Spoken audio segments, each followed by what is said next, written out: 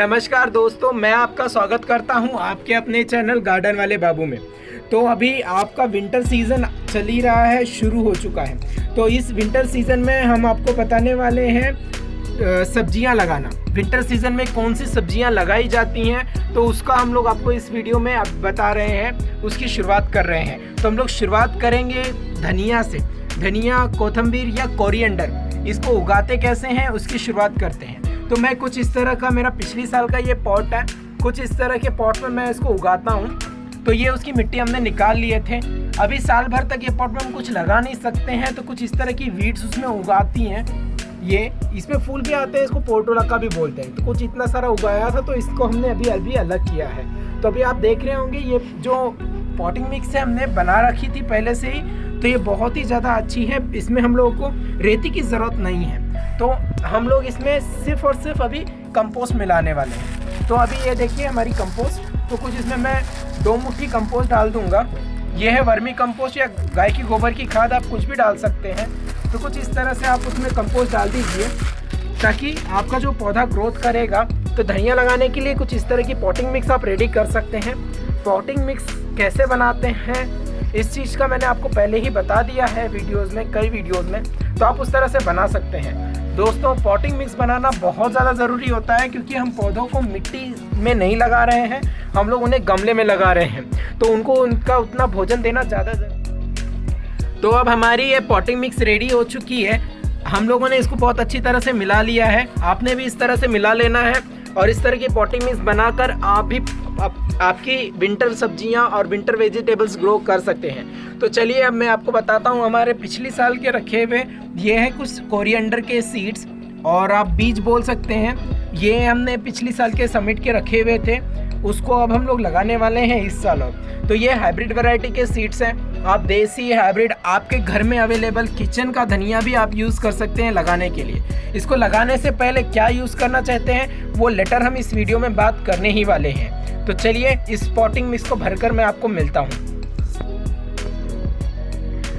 तो फ्रेंड्स, अब हम लोगों ने इसमें पॉटिंग मिक्स भर दिया है। ये हमारा तसला टाइप है, या आप इसको कुछ एक पॉट बोल सकते हो। ये स्टील का पॉट है, घर पर पड़ा रहता था, उसमें हम लोग धनिया उगा रहे हैं।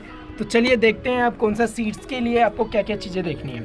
ये देखिए हमारे पिछले साल के सीड्स, जैसे मैंने आपको बताया। अब इसको हम लोग लगाने वाले हैं। तो इसका आप अगर देख रहे होंगे तो इस सीड्स के अंदर एक कमाल होती है। इसमें एक सीड से, ये जो आपको एक सीड दिख रहा है, आपको ये एक सीड जो दिख रहा है, इस एक सीड से आप 2 तरह की धनिया उगा सकते हैं। तो इसको आपको कुछ किस तरह से लगाना है वो भी बताते हैं। इसको 2 तरीके से लोग लगाते हैं। कुछ लोग इसको पहले 24 घंटा पानी में भिगा देते हैं और उसके बाद लगाते हैं। तो आप उसको इस तरह से भी लगा सकते हैं। मैं ज़्यादातर प्रेफर करता हूँ इसको सूखा लगाना, क्योंकि ये स्प्रिंकल करने में और छिड़कने में ज़्यादा आसानी होती है। तो इसको आपको क्या कर लेना है, ऐसे दोनों हाथ के बीच में रखकर पहले कुछ इस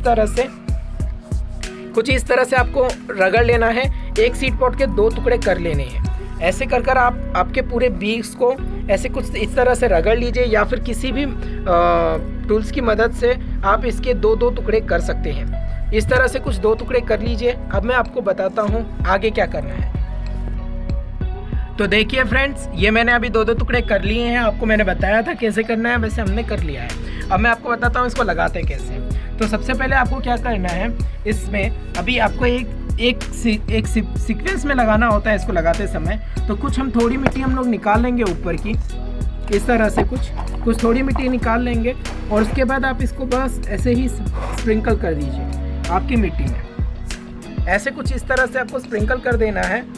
इतना याद रखिए, एकदम हल्की हल्की सी लेयर। जितना मोटा बी होता है उतनी ही इसकी डेप्थ होती है।